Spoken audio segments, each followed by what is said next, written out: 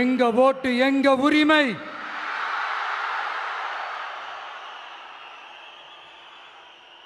எங்களை யாரும் விலைக்கு வாங்க முடியாது.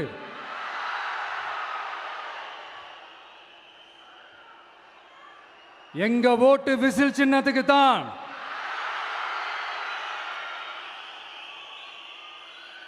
யாரையும் நம்பி ஏமாற மாட்டோம். எங்க வார்த்தையிலிருந்து மாற மாட்டோம். இது நிஜம். தேங்க்யூ.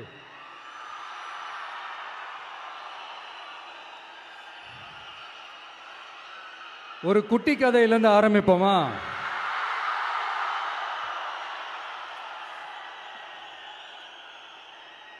ஒரு பெரிய ஊர், ஒரு 4 ரோடு ஜாயிண்ட் ஆகிற மாதிரி ஒரு ஜங்ஷன், ஒரு பிஸியான ஏரியா, ஆள் நடமாட்டம் அதிகமாக இருக்கக்கூடிய ஒரு ஏரியா. அங்கே சென்டரில் ஒரு முரட்டு ஜல்லிக்கட்டு காலை ஒன்று நின்றுட்டு இருக்குது. காலில் மண்ணை வீசிக்கிட்டு சீறிக்கிட்டு அப்படியே நின்றுட்டு இருக்குது. யாருமே பக்கத்தில் போக முடியல. அந்த இடம் ஒரு கேஷுவலாக மாறணும் அப்படின்னா அந்த காளையை அடக்கி அமைதி ஆக்கினா தான் மறுபடியும் ஒரு பேக் டு நார்மல் சுச்சுவேஷனுக்கு அந்த இடம் மாறும். அந்த ஊரில் இருக்கிற ஒரு சில பேருக்கு மட்டும்தான் அந்த காளை அடங்கும். அவங்க யாருமே அங்கே இல்லை. ஆனால் அந்த க்ரௌடில் இருந்த ஒரு சில பேர், ஆல்ரெடி அந்த காளையை அடக்கணவங்களோடு இருந்த ஒரு சில பேர், எங்களுக்கு இல்லாத அனுபவமா? நாங்க பார்க்காத காளையா? நாங்க பார்க்காத மாடா? நாங்க போய் அடக்குறோம்னு சொல்லிட்டு உள்ள போறாங்க. ஒருத்தராலையும் அந்த காளையை தொடக்கூட முடியல. எல்லாரையும் அடிச்சு வீசி தூக்கி போட்டுருச்சு. இப்ப என்னடா பண்றது அப்படின்னு பார்க்கும்போது அந்த கூட்டத்தை விலக்கிட்டு ஒரு சின்ன பையன் ஒரு என்ட்ரி ஒன்று கொடுக்குறான். உங்களுக்கு தான் தெரியும்ல, டேய் எங்களாலே முடியல, நீ எல்லாம் என்னத்தை போய் கிழிக்க போற? எங்களுக்கு அவ்வளோ அனுபவம் இருக்குது, நாங்களே அடிபட்டு ஓரமா படுத்து கிடக்கிறோம். இவன் விளையாட்டுத்தனமா ஏதோ பண்ணிட்டு கிடக்கிறான், பாவம் அந்த காளைகிட்ட போய் அடிபட்டு சாவ போறான். பச்சா பையன், அந்த பையன், இந்த பையன், அண்டர் எஸ்டிமேட் பண்றது, ஏளனமா பேசுறது, இப்படி ஒரு பக்கம். இன்னொரு பக்கம் பரிதாபப்பட்டு, ஐயோ பாவமே, இப்படி தனியா போய் மாட்டிக்கிட்டானே அந்த காளைகிட்ட, என்ன பண்ண போறானோ அப்படின்ட்டு ஒரு பக்கம் பரிதாபப்பட்டு பேசுறாங்க. அந்த சின்ன பையன் எதுவுமே காதலையே போட்டுக்காம 2 பாக்கெட்லையும் கையை விட்டுக்கிட்டு ஸ்டைலா கெத்தா தில்லா அப்படியே உள்ள போறான். ஒரு ஸ்டெப் எடுத்து வைக்கிறான், அந்த காலை அப்படியே சீறிக்கிட்டே நின்றுட்டு இருக்குது. இன்னொரு ஸ்டெப் எடுத்து வைக்கிறான், காலை அப்படியே சீறிக்கிட்டே முன்னாடி வருது. மக்கள் எல்லாரும் பதட்டத்தோடு அப்படியே பார்த்துட்டு இருக்கிறாங்க. இன்னொரு ஸ்டெப் எடுத்து வைக்கிறான், காலை அப்படியே முட்டை வரும்போது பாக்கெட்டுக்குள்ள மறைச்சி வச்சிருந்த 2 புல்லுக்கட்டு அதை அந்த காலை கிட்ட காட்டுறான். காலை அப்படியே சடனா வந்து நின்று அது மூடெல்லாம் மாறி அந்த புல்லுக்கட்டை சாப்பிட ஆரம்பிச்சிருச்சு. அந்த சின்ன பையனும் அந்த காளையை அப்படியே தடவிக்கிட்டே வரான். காளையும் பக்கத்தில் ஒரு குழந்தை மாதிரி நடந்து வந்துக்கிட்டு வருது. பக்கத்தில் இருந்த ஒரு வயல்வெளியில் அந்த காளையை மேய விட்டுட்டு வரான். மக்கள் எல்லாரும் அந்த பையனை ஆச்சரியமாக பார்க்குறாங்க. அந்த அடிபட்டு கிடந்த அந்த அனுபவசாலிங்க தலையை தொங்க போட்டு நின்றுட்டு இருக்கிறாங்க. ஏன்னா பேசின பேச்சு அப்படி. வாய் இருக்குன்றதுக்காக நக்கலுமா நையாண்டியுமா நச நச நச நசன் ஒரே பேச்சு. என்ன பண்றது, தலையை குனிஞ்சு அப்படியே நின்றுட்டு இருக்கிறாங்க. அங்க ஒரு பெரியவர் வர்றார். வந்து அந்த பையன்கிட்ட கேட்கிறாரு, எப்படிப்பா இப்படி ஒரு முரட்டு காலை சீறிட்டு நின்றுட்டு இருந்தது, எப்படி அந்த காளையை அடக்கின அப்படின்னு கேட்டதுக்கு அந்த பையன் சொல்றான், ஐயா எனக்கு அந்த காளையை பார்த்தா கோபமா இருந்த மாதிரிலாம் எனக்கு தெரியல, அந்த காலை பசியோடு இருந்த மாதிரி இருந்தது. அதனால தான் அந்த புல்லுக்கட்டை காமிச்சவனை ஓகே நமக்கு தேவையானது கிடச்சிருச்சு அப்படின்னோடனே அந்த புல்லுக்கட்டை சாப்பிட்டுட்டு நம்மளோட அப்படியே ஜாலியாக வாக்கிங் வந்துருச்சு அப்படின்னு சொன்னான். இதை கேட்ட அந்த பெரியவர் சொன்னாராம், இந்த சின்னவங்க பெரியவங்க அனுபவம் இருக்கிறவங்க அனுபவம் இல்லாதவங்க இதெல்லாம் விஷயமே கிடையாது. யாரா இருந்தாலும் அந்த சூழலுக்கு ஏற்ற மாதிரி அந்த சிச்சுவேஷனுக்கு தகுந்த மாதிரி என்ன பண்ணி அந்த ப்ராப்ளமை சால்வ் பண்ணுறான், ஏது பண்ணி அந்த ப்ராப்ளமை சால்வ் பண்ணுறான், அதுதான் விஷயமே, அதுதான் மேட்ரு. ஸோ நீ சூப்பர்ப்பா, என்ன ப்ராப்ளம் வந்தாலும் நீ சால்வ் பண்ணிடுவ அப்படின்னு முதுகில் தட்டி கொடுத்துட்டு அந்த பெரியவர் போகிறார்.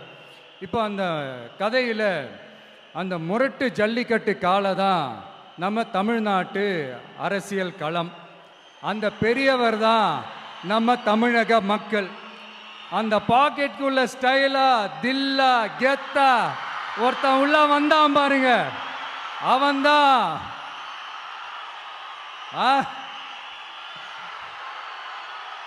நான் இல்லைங்க, நான் இல்லை, நானு நீங்க நாம எல்லாருமா சேர்ந்து மாபெரும் மக்கள் சக்தியா இருக்கக்கூடிய நம்ம டிவிகே,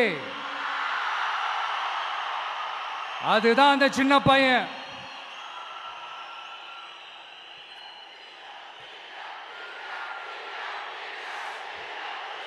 தேங்க்யூ தேங்க்யூ தேங்க்யூ.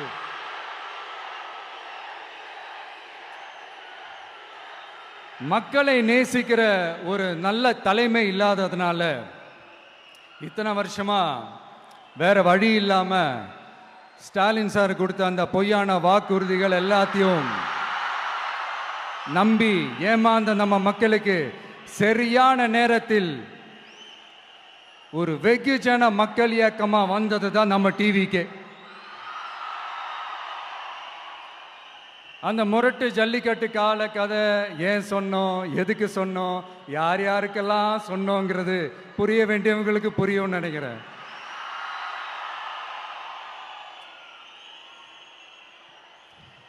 இப்போ நாம ஒவ்வொரு வீட்டில் உயிரா உணர்வா இருக்கிறோம்.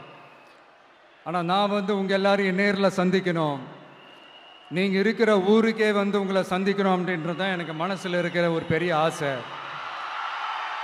ஆனால் அந்த சிச்சுவேஷன் ஒரு எதிர்கட்சியாக இருந்து கேள்வி கேட்டுட்டு இருக்கிற இந்த நேரத்தில் நமக்கு எதிராக என்ன சூழ்ச்சிகள்லாம் நடக்குதுன்றது உங்கள் எல்லாருக்குமே நல்லா தெரியும். அதனால் இப்போ உங்களுக்கு ஒரு வாக்குறுதியை கொடுக்குறேன், நம்மளுடைய ஆட்சி அமைஞ்சதும் ஒவ்வொரு கிராமத்துக்கும் நான் நேரடியா வந்து என்னுடைய சொந்தங்களாகிய உங்க எல்லாரையும் நான் சந்திக்கிறேன்.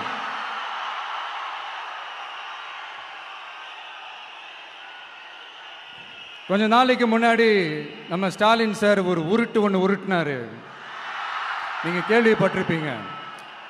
இப்போ வரப்போற எலெக்ஷன் எதுக்கான எலெக்ஷன்? நம்ம சட்டமன்ற தமிழ்நாடு சட்டசபைக்கான ஒரு தேர்தல் இல்லையா? இதே தமிழ்நாட்டுக்கும் டெல்லிக்குமான ஒரு எலெக்ஷன் அப்படின்னு சொல்கிறாங்க. இன்னும் கொஞ்சம் மேலே போய் தமிழ்நாட்டுக்கும் என்டிஏவுக்குமான ஒரு எலெக்ஷன் அப்படின்னு சொல்கிறாங்க. என்ன சார், டெல்லியில் ஏதாவது நிற்க போகிறீங்களா? அப்புறம் ஏன் தமிழ்நாட்டுக்கும் டெல்லிக்குமான ஒரு எலெக்ஷன் சொல்கிறீங்க? அப்புறம் இது ஏதாவது பார்லிமெண்ட் எலெக்ஷனா, பிரதமர் பதவிக்கு ஏதாவது போட்டி போடுறீங்களா? அப்புறம் ஏன் அதை தமிழ்நாட்டுக்கும் என்டிஏவுக்குமான ஒரு எலெக்ஷன் சொல்கிறீங்க? எங்களுக்கு புரியலையே சார், இது என்ன லாஜிக்னு எங்களுக்கு புரியலையே. எந்த எலெக்ஷனை எப்படி டீல் பண்ணணும், எப்படி ஹேண்டில் பண்ணணுன்றது நம்ம தமிழ்நாட்டு மக்களுக்கு தெளிவாக தெரியும். நம்ம தமிழ்நாட்டு மக்கள் மாதிரி ஒரு தெளிவான மக்களை நீங்கள் பார்க்கவே முடியாது. சூப்பர் கிளாரிட்டியோட சூப்பர் மக்கள் சார் நம்ம மக்கள். இந்த போருக்கு போகிறதுக்கு முன்னாடி தான் இந்த படை பரிவாரங்களோட போவாங்கன்னு கேள்விப்பட்டிருக்கிறேன். ஆனால் நீங்கள் என்னடானா இந்த ஒன்றுத்துக்கும் உதவாத இந்த பால் டப்பாவை உருட்டிக்கிட்டு இருக்கீங்களே சார். உண்மையிலே இந்த எலெக்ஷன் எதுக்கான எலெக்ஷன் சொல்லட்டுமா? தமிழ்நாட்டு மக்களுக்கும் ஊழலுக்கும் நடக்கிற போர், தமிழ்நாட்டு மக்களுக்கும் லஞ்சத்துக்கும் நடக்கிற போர், தமிழ்நாட்டு மக்களுக்கும் இந்த நிர்வாகத்தை சரியா செய்யாத இந்த திமுக அரசுக்கும் நடக்கிற போர், அதாவது தமிழ்நாட்டு மக்களுக்கும் உங்க ஆட்சிக்கும் நடக்கிற போர், தமிழ்நாட்டு மக்களுக்கும் ஸ்டாலின் சாருக்கும் நடக்கிற போர். இன்னும் சுருக்கமா சொல்லணும்னா விஜய்க்கும் ஸ்டாலின் சாருக்கும் நடக்கிற போர்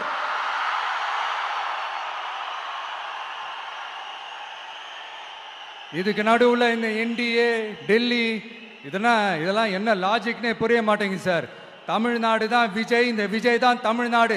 தூய சக்தி டிவிகேவுக்கும் தீய சக்தி டிஎம்கேவுக்கும் தான் இந்த போர். இப்படி உக்கிரமா இருக்கிற இந்த போர்ல மறுபடியும் ஒன்னுத்துக்கும் உதவாத இந்த பால் டப்பாவை உருட்டிக்கிட்டு இன்னொரு காமெடி வேற. அது என்னடான்னா, அவரோட ஆட்சியில தான் தமிழ்நாடு சூப்பர் ஸ்டார் மாநிலமா இருக்குதான். கரெக்ட், தமிழ்நாடு சூப்பர் ஸ்டார் மாநிலம் தான். காமராஜர் அவர்கள் டைம்ல, அண்ணா அவர்கள் டைம்ல, எம்ஜிஆர் அவர்களோட ஆட்சியில. இன்னைக்கு ஒன்னுத்துக்கும் உதவாத இந்த உல்டா மாடல் ஆட்சியில தமிழ்நாடு சூப்பர் ஸ்டார் மாநிலமாலாம் ஒண்ணு இல்ல, சூப்பர் ஸ்டாண்ட் அப் காமெடிக்காரர் நடத்துற மாநிலமா மாறிடுச்சு. மக்களே, உங்களுக்காக மட்டுமே தான் வர தடைகள், சதிகள், சூழ்ச்சிகள் எல்லாத்தையும் தாண்டி இந்த 2026 இந்த தேர்தலில் டிவிக்கு தில்லா நிற்கும்.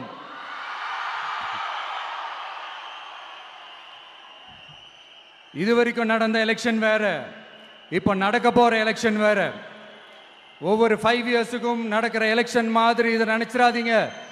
50 வருஷத்துக்கு ஒரு வாட்டி நடக்க போற ஒரு எலெக்ஷன் மாதிரி இது. அதிசய எலெக்ஷன். ஒரு எலெக்ஷன்ல அவங்களோட எதிரிகளை தான் எதிர்ப்பாங்க, அப்படிதான் எதிர்ப்பாங்க, அதுதான் யதார்த்தமும் கூட. ஆனா இந்த எலெக்ஷன்ல தான் ஒட்டுமொத்தமா எல்லாருமா சேர்ந்து ஒருத்தனை எதிர்க்கிறாங்க.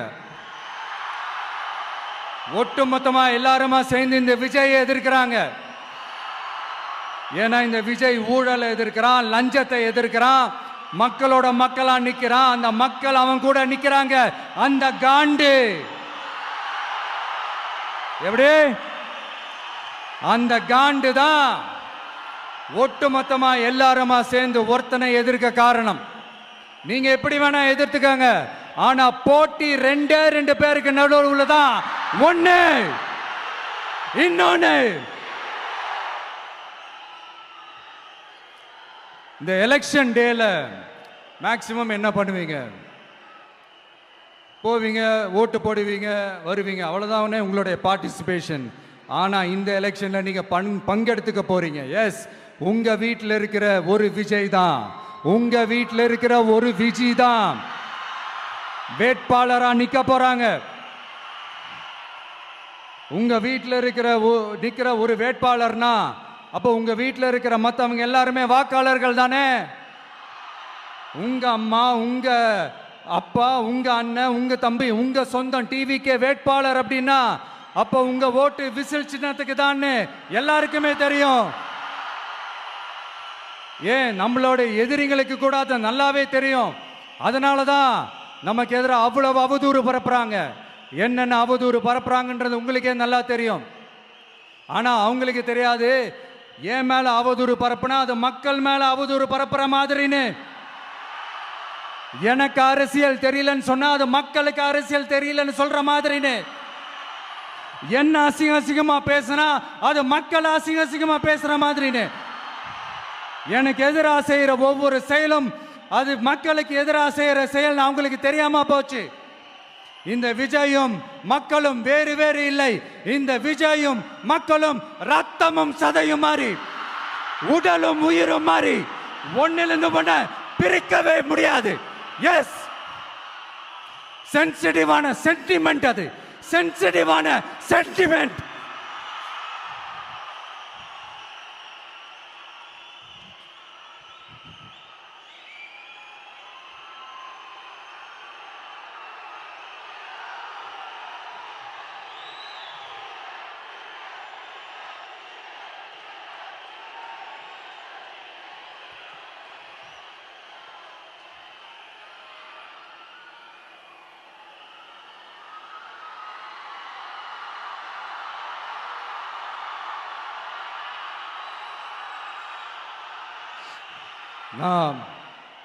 சாரி, இதை யாரும் அசைக்க முடியாது. மக்களை நேசிக்கிற விஜய் வேணுமா, மக்கள் விரோத ஆட்சி நடத்துற ஸ்டாலின் சார் வேணுமா? இந்த விஜய் நம்புறீங்களா, ஸ்டாலின் சார் நம்புறீங்களா? proof, this is the proof.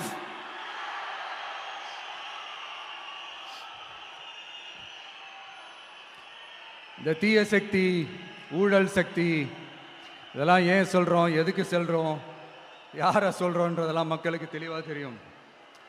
அதே மாதிரி டிவிகேவுக்கு போட்டி டிஎம்கே தான்றதும் மக்களுக்கு தெளிவாக தெரியும். அப்படி இருக்கும்போது நாம் ஏதாவது பேசினா வாண்டடா சில பேர் வந்து வண்டியில் ஏறி உட்காந்துக்கிறாங்க. ஆமாம், வாண்டடா சில பேர் வண்டியில் ஏறி உட்காந்துக்கிட்டு குரல் கொடுக்குறாங்க. சீரியஸாக ஒரு போட்டி நடந்துக்கிட்டு இருக்கும் போது இங்கே காமெடிக்கெல்லாம் இடம் இல்லை பாஸ். இதெல்லாம் மக்களுக்கு தெளிவாக தெரியும். இந்த நேரத்தில் ஒரு சீரியஸ் கேள்வியை இன்னைக்கு இருக்கிற மிகப்பெரிய அரசியல்வாதிங்க கிட்ட கேட்கணும்னு நான் நினைக்கிறேன். நீங்க அரசியலுக்கு வர்றதுக்கு முன்னாடி உங்ககிட்ட இருந்த சொத்து எவ்வளோ? அரசியலுக்கு வந்ததுக்கு அப்புறம் இன்னைக்கு உங்ககிட்ட இருக்கிற சொத்து எவ்வளோ? அதை ஓப்பனா டிக்ளேர் பண்ண முடியுமா?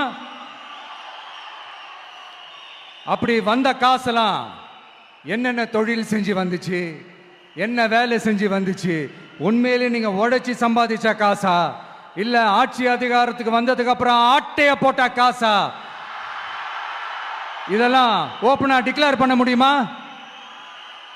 இதெல்லாம் நம்ம கேட்டா எல்லா ஊழல்வாதிகளும் ஒன்னா சேர்ந்து நம்ம மேல சேத்தவாரி வீசுவாங்க.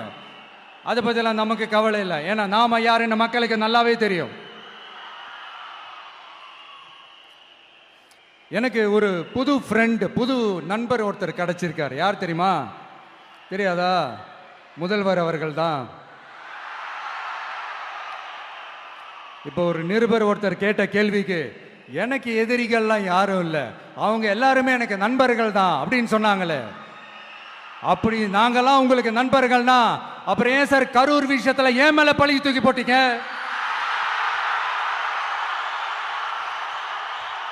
உங்களுக்கு மனசாட்சின்னு ஒண்ணு இருந்தா அப்படி பேசிருப்பீங்களா?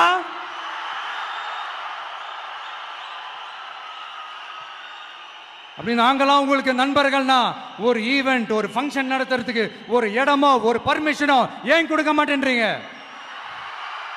எல்லாத்தையும் நீங்களே பண்ணிட்டு போற போக்கில் அப்படியே பொய்களா அடிச்சு விட்டுக்கிட்டு இருக்கீங்க. உங்களோட உண்மையான நண்பர்கள் யாருன்னு சொல்லட்டுமா? லஞ்சம், ஊழல், அரசியல் ஆதாயம், இதெல்லாம் தான் உங்களோட உண்மையான நண்பர்கள். பர்சனலா நீங்க எப்படி வேணா இருந்துக்கங்க சார், நமக்கு அதை பத்தி கவலை இல்லை, நமக்கு அது அவசியமும் இல்லை. ஆனா உங்க ஆட்சி தான் தப்பான ஆட்சி, தமிழ்நாட்டுக்கு தேவையில்லாத ஆட்சி. கொஞ்ச நாளைக்கு முன்னாடி கற்பனையா ஒரு விஷயம் ஒன்று சொன்னேன். இந்த முதல்வர் கூட விசில் சின்னத்துக்கு தான் வாக்களிப்பாரு அப்படின்ட்டு கற்பனையா ஒன்று சொன்னேன். ஆனா இன்னைக்கு நிஜமாவே நமக்கு ஆதரவா ஒரு கோஷத்தை எழுப்பியிருக்கிறாங்க. அது என்ன தெரியுமா? எங்க வாக்கு சாவடி வெற்றி வாக்கு சாவடியா. அதுக்கு அர்த்தம் என்ன தெரியுமா? எங்க வாக்கு சாவடி விஜய் வாக்கு சாவடின்னு அர்த்தம்.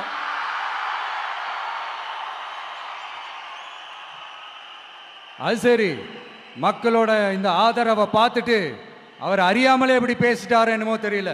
50 வருஷம் எக்ஸ்பீரியன்ஸ் அரசியல்ல, உண்மை என்னன்னு ஒத்துக்கிட்டு தானே ஆகணும்.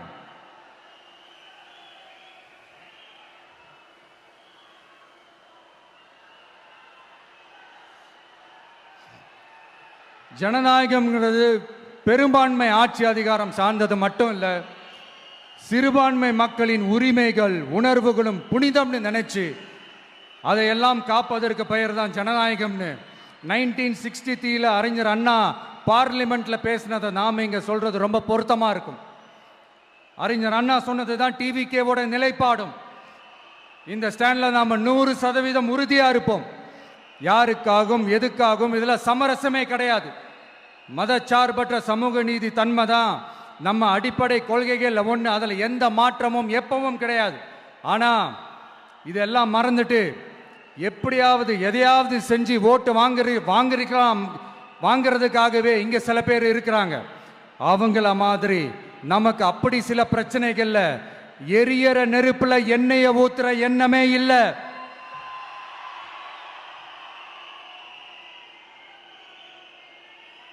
இங்க சில அரசியல் கட்சிகளும் சில அரசியல் தலைவர்களும் ஒரு சில நேரங்களில் அமைதியா இருந்தாலே போதும், ஒரு பிரச்சனையும் வராது. இப்போ கரண்ட்ல இருக்கிற சில பிரச்சனைக்கு வருவோம். இந்த கரண்ட் பிரச்சனைக்கு வருவோம். மாசம் மாசம் கரண்ட் பில் கட்டுற மாதிரி மாத்துவோம்னு சொன்னீங்களே, செஞ்சீங்களா?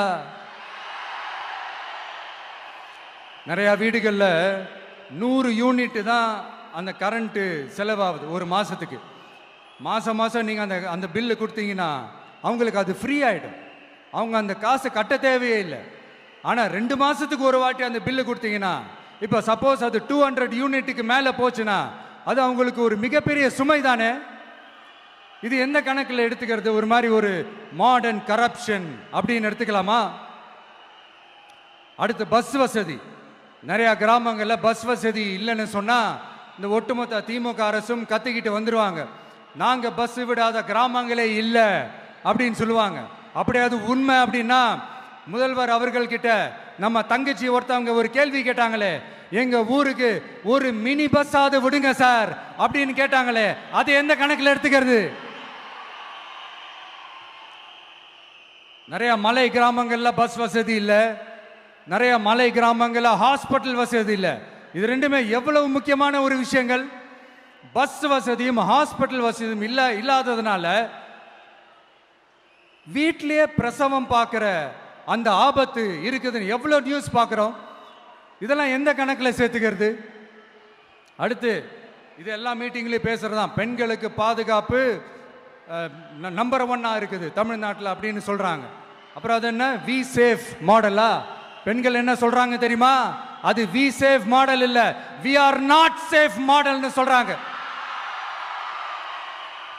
இப்படி இருக்கிறப்போ தமிழ்நாட்டில் எங்க போனாலும் பெண்களுக்கு பாதுகாப்பு அப்படியே கொட்டி கிடக்குதான். இப்படி சொன்னா எப்படி சார்? கேட்கிறவங்க என்ன கேசரி சாப்பிடுறாங்கன்னு நினைச்சீங்களா?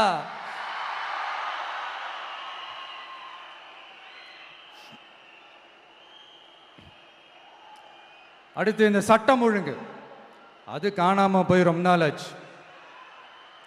இவன் வேற, இந்த விஜய் வேற, எங்க போனாலும் இந்த மக்கள் கிட்ட இந்த சட்டம் ஒழுங்கை பத்தி பேசி ஞாபகப்படுத்திக்கிட்டே இருக்கான்னு முதல்வர் அவர்கள் அவங்க கூட இருக்கிறவங்க கிட்ட எல்லாம் சங்கடப்பட்டாராம். நாம் என்ன பண்றது? நாம தான் தமிழ்நாட்டோட விசில் ப்ளோயர் ஆச்சே. நாம எப்படி சைலண்டா இருக்க முடியும்? நாமளும் கேள்வியா கேட்கிறோம், ஆனா பதிலெல்லாம் வந்த மாதிரியே தெரியல. இருந்தா தானே வர்றதுக்கு, வச்சுக்கிட்டா வஞ்சனை பண்றாரு. 5 வருஷமா பதிலே சொல்லாம அப்படியே கடந்து வந்துட்டாரு. ஆனா இனிமே அப்படிலாம் இருக்க முடியாது, பதில் சொல்லி ஆகணும். மக்களே, இந்த தீய சக்தி, இந்த அட்ராசிட்டிய ஒரு எண்டு கார்டு போடணும் அப்படின்னா அவங்கள சுவிட்ச் ஆஃப் பண்றது தான் ஒரே சொல்யூஷன். அதுக்கான ரிமோட் தான் வரப்போற எலெக்ஷன். அந்த ரிமோட்ல நீங்க அழுத்த வேண்டியது ஒரே ஒரு ஆப்ஷன், அதுதான் நம்ம விசில் சின்னத்தோட பட்டன். இத 4 விஷயத்தை நீங்க செஞ்சாலே போதும். ஒவ்வொரு இவிஎம் மெஷின்லயும் விசில் சின்னத்துக்கு நேரா இருக்கிற அந்த பட்டனை பச்சக்கு பச்சக்கு பச்சக்குன்னு ஒரு அழுத்துங்க. எப்படி? அவ்வளவுதான். நாம காஞ்சிபுரத்தில் பேசும்போது நம்மளுடைய விஷன் என்னன்னு சொன்னோம். இப்போ அதனுடைய கண்டினியூஷனா சில விஷயங்கள் இங்க நான் சொல்லணும்னு ஆசைப்படுறேன். இப்பவும் சொல்றேன், உறுதியா சொல்றேன், சத்தியமா சொல்றேன். பெண்கள், பெண் குழந்தைகள், ஆண் குழந்தைகள் பாதுகாப்பு நம்ம ஆட்சியில் நம்பர் 1 இருக்கும். சட்டம் ஒழுங்கு ரொம்ப ரொம்ப ஸ்ட்ரிக்டா இருக்கும். அரசு பள்ளிக்கூடங்களும் கல்லூரிகளும் முதல் தரமா இருக்கும். போட்டி தேர்வுகளுக்குன்னு லட்சங்களை கொட்டி தனி கோச்சிங் சென்டர் போய் படிக்க அவசியமே இருக்காது. ஏன்னா கவர்மெண்ட் ஸ்கூல், காலேஜ் சிலபஸே போட்டி தேர்வுகளை ஈஸியா சந்திக்கிற வகையில் அந்த ஸ்டாண்டர்டுக்கு ஏத்த மாதிரி அமைக்கப்படும். உயர்நிலை பள்ளி பாடத்திட்டங்களிலேயே அடிப்படை அரசியல் சாசன சட்டம் சேர்க்கப்படும். மாநில மற்றும் ஒன்றிய அரசு அலுவலகங்கள், வங்கிகளின் செயல்பாடுகள் மற்றும் அவற்றை அணுகும் முறை குறித்து மாணவர்களுக்கு தெளிவான புரிதலை ஏற்படுத்தும் வகையில் தேர்வுகள் அற்ற செயல்முறை பாடமாக கற்பிக்கப்படும். இந்தியா முழுக்க உள்ள ஒன்றிய அரசு சார்ந்த கல்வி நிலையங்கள் மற்றும் அதன் சேர்க்கை அட்மிஷன் குறித்து புரிதலும் தெளிவும் மாணவர்களுக்கு உருவாக்கப்படும். அனைத்து அரசு பள்ளிகளிலும் பெண் குழந்தைகளுக்கு சுத்தமான, சுகாதாரமான மற்றும் தரமான கதவுகள் பொருத்தப்பட்ட ரெஸ்ட் ரூம்கள் அமைப்பது உறுதி செய்யப்படும். போதைப் பொருட்கள் இல்லாத தமிழகம் உருவாக்கப்படும்.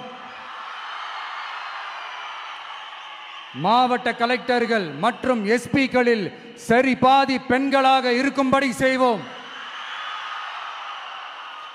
மலை கிராமங்களில் அரசு ஆரம்ப சுகாதார நிலையங்கள் பிரசவம் பார்க்கும் வசதியுடன் அமைக்கப்படும். பஸ் போக்குவரத்து இல்லாத கிராமங்கள் மற்றும் மலை கிராமங்களே இல்லை என்ற நிலை உருவாக்கப்படும். ஏற்கனவே அமைப்பு சாரா தொழிலாளர்கள் அமைப்பு இருந்தாலும் ஆட்டோ, டாக்ஸி மற்றும் லாரி டிரைவர்களுக்கென அவர்களின் நலன்களுக்காகவும் குடும்ப நலன்களுக்காகவும் தனியாக நல வாரியம் அமைக்கப்படும். தென் தமிழகம் உட்பட தமிழகத்தின் தேவையான பகுதிகளில் தொழிற்சாலைகள் அமைக்கவும் தொழில் வளம் பெருக்கவும் தனி கவனம் செலுத்தப்படும். விவசாயிகள், மீனவர்கள் மற்றும் நெசவாளர்களின் கருத்துக்களை அறிந்து அவர்களுக்கான திட்டங்கள் காலத்தின் தேவைக்கேற்ப உருவாக்கப்படும். இப்போ நம்ம ஸ்டாலின் சார் அறிவாலயம் பக்கத்தில் யாரு நடந்து போனாலும், அறிவாலயம் பக்கத்தில் யாரு நிழலுக்கு ஒதுங்கினாலும் கூட்டணியில் சேர்த்துக்கிறாரு. அந்த வச்சிருக்கிற பணத்தில் ஒரு பங்கு ஒன்று கொடுத்து அதுக்கு பேர் கல்லாப்பெட்டி கூட்டணின்னு வச்சிருக்கிறேன். அந்த கல்லாப்பெட்டி கூட்டணியை ரொம்ப கஷ்டப்பட்டு சேர்த்திருக்கிறார். ஆனால் அவருக்கு நான் சொல்றேன், இந்த அறத பழைய கூட்டணி கணக்குகளோ இந்த கொள்ளையடிச்ச பணத்தையே வச்சு எங்க மக்களை ஏமாத்தி எல்லாம் ஜெயிக்க முடியாது. ஏன்னா இது மாபெரும் மக்கள் சக்தியான வித்தியாசமான விசில் புரட்சி எலெக்ஷன்.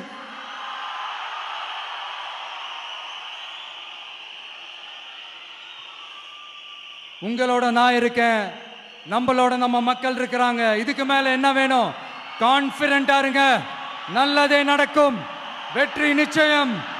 மீண்டும் சந்திக்கும் வரை நன்றி, வணக்கம். என் நண்பர்களே, ஒரு சின்ன ரிக்வெஸ்ட்.